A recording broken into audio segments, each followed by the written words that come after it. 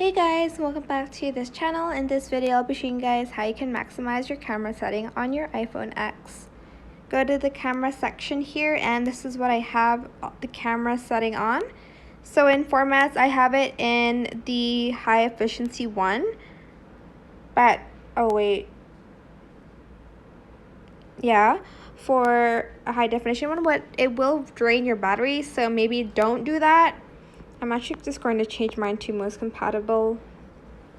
You can also go to preserve settings here. I only have live photo enabled, and for the composition you can also enable grid so that when you take pictures it's going to be more, I guess, neater and accurate.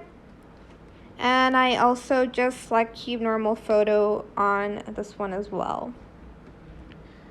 But that is it. I hope it was helpful for you guys. Don't forget to like, comment, share. Also subscribe to this channel if you haven't done that already. If you have any more questions, just leave it in the comment section down below. I will try my best to answer them all for you guys. And if you find this video helpful, please click the thanks button as well. That is it for this video. Thank you so much for watching. Bye.